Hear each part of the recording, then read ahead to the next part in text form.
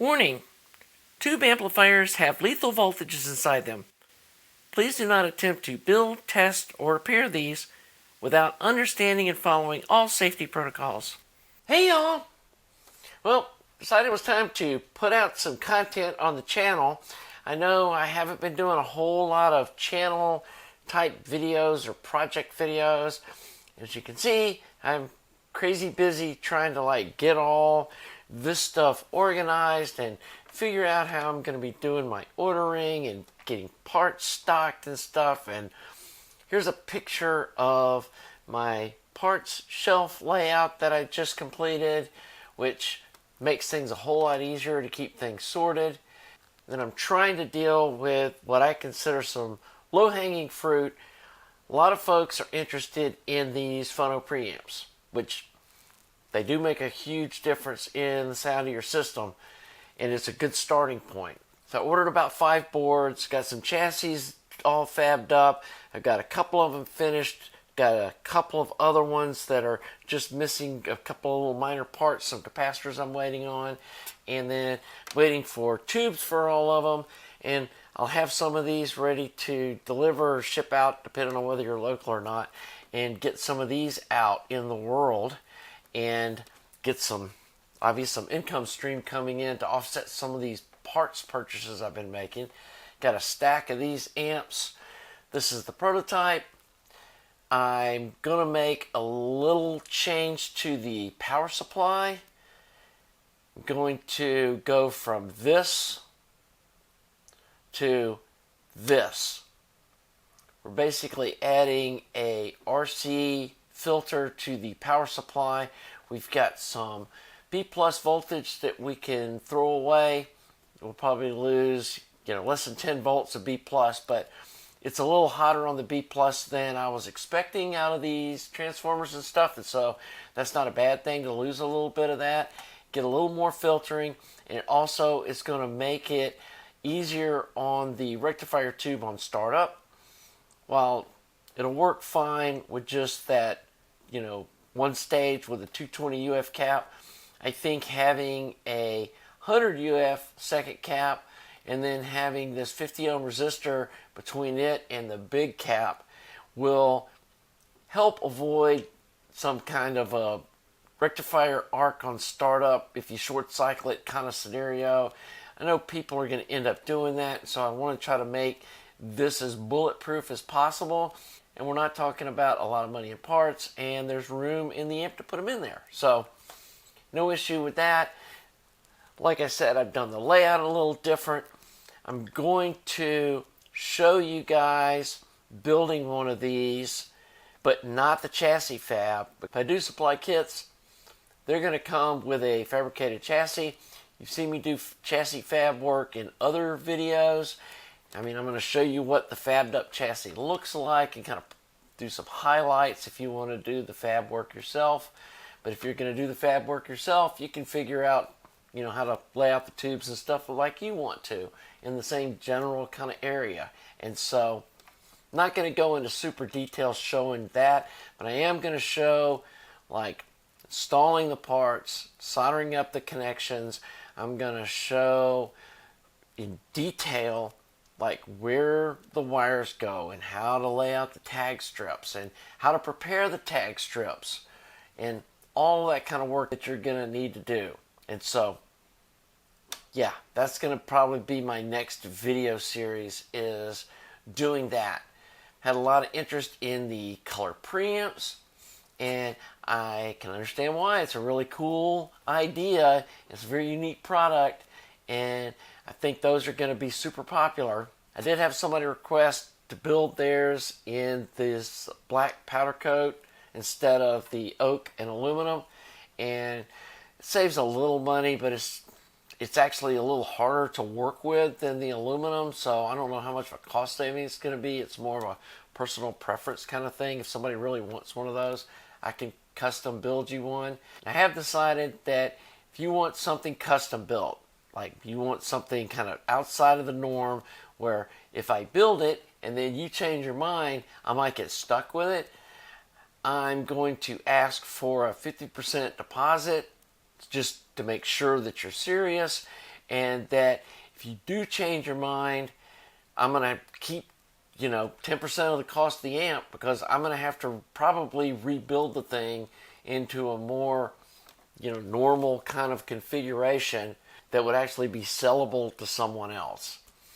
And I hate to be like that, but if somebody, like, again, you want it in a different color chassis, or you want some special, the output's put in a weird place, or some other thing that I might have hard times finding someone that's interested in your potential changes, I have to protect myself knowing that I may have to take the thing apart and, turn it into like the quote normal one so that I can sell it.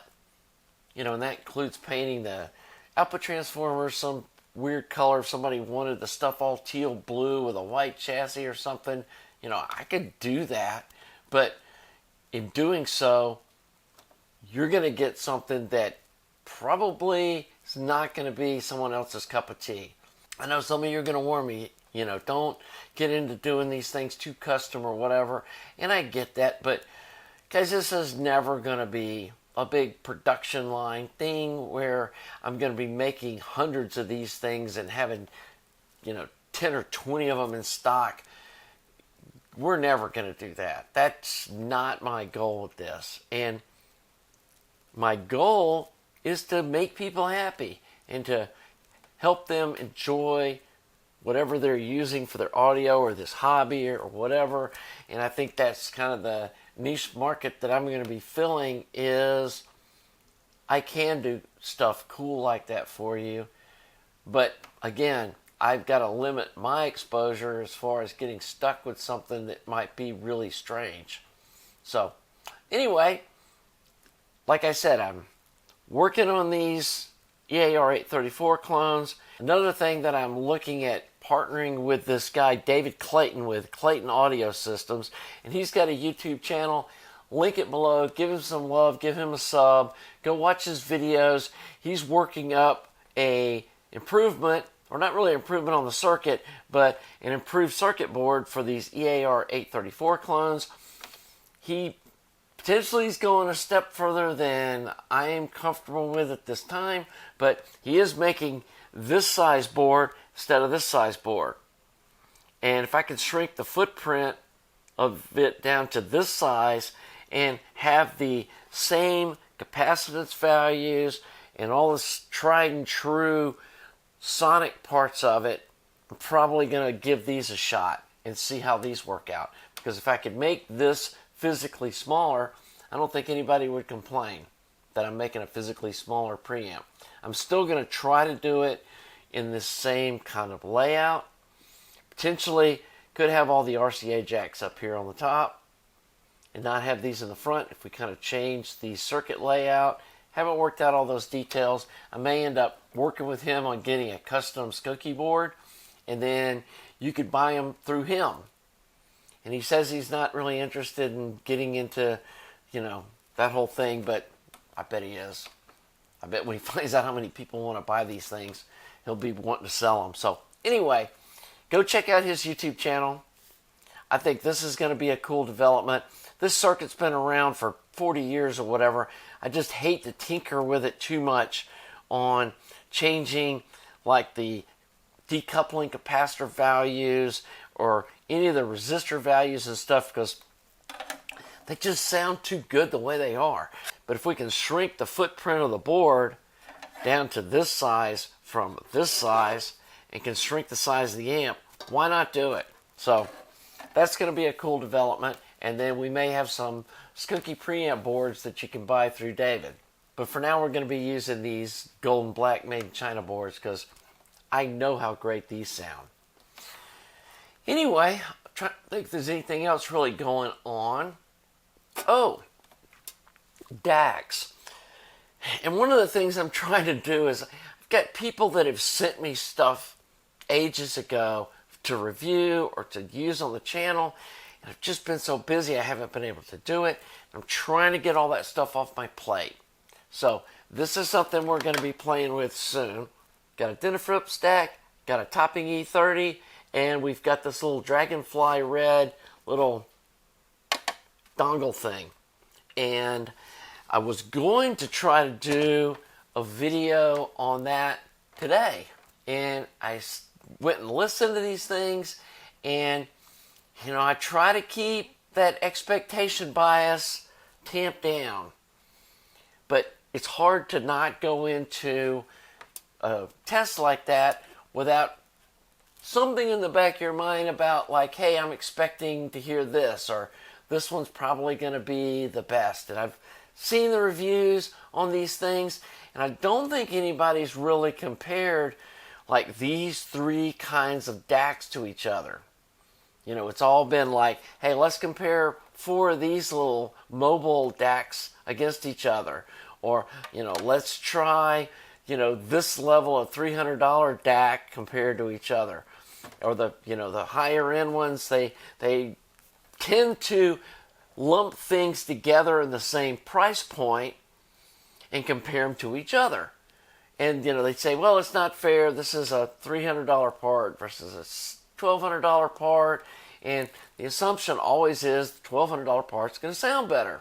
And without going into too much of a spoiler, the results from this were so shocking that I need to do some more testing. And I'm not ready to go live with my subjective listening tests of these 3 products. But you're probably going to be surprised. And I don't think it's going to change from what I heard yesterday, but I want to listen to some other different kinds of music, and I want to play with some settings on the ones that do have adjustments. I've played with all the settings on the E30 because I've had that's been my personal DAC for a while.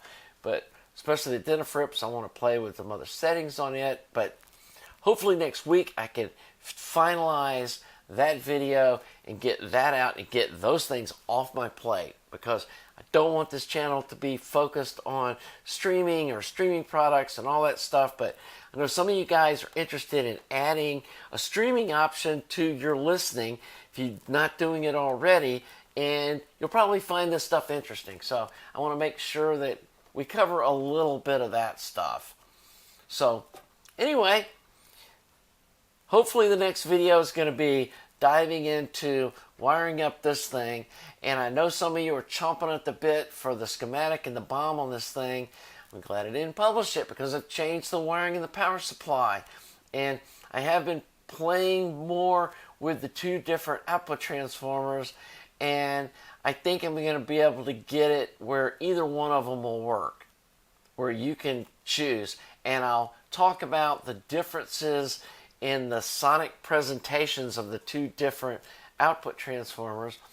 Also going to have, hopefully, the Thermionic Labs versions of these here soon, so I can compare those. And then I also still want to build one of these with the ISO Tango FC12.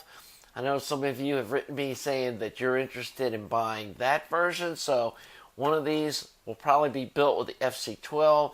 Then after I listen to it, I'll give my subjective review of that, and then that one will be up for sale. So it's going to be probably going to build all of them in these black chassis to start with. I still haven't worked out the details with my woodworking guy on building the chassis for these amplifiers. He did the ones for my preamp, and I think those look really good. Somebody was saying that maybe look at finger joining the corners, and I've seen that, and those do look really cool. I don't know if he can do that. On some level, it seems like that might even be easier than trying to get those 45-degree corners perfect, but I don't know. I don't do that kind of stuff, so I'm going to talk to him about that and seeing what we can do to really make them nice. But that's definitely in the future. I know some of you guys, were saying, man, that looks really good, that oak and aluminum.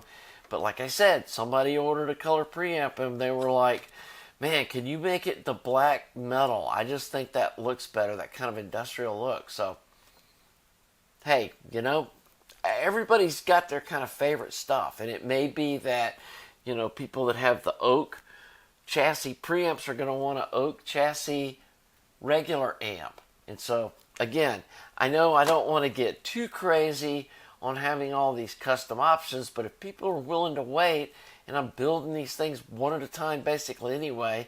I mean, I do try to kind of do this stuff in batches. Like when I was doing these phono boards, I'd put all the resistors in all of them, and then come back and put all the solid state stuff in all of them, and then I come back and put the capacitors in all of them, and then one at a time put each board in the chassis, and then wire all that up together.